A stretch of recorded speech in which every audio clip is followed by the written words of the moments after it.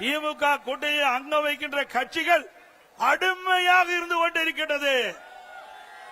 திரு ஸ்டாலின் பேசுகிறார், கூட்டணி கட்சி தலைவர்கள் பேசுகிறார்கள், 10 ஆண்டு காலமாக தொடர்ந்து திராவிட முன்னேற்ற கழக தலைமையிலே பயணித்துக் கொண்டிருப்போம் என்று இருக்கிறோம் என்று.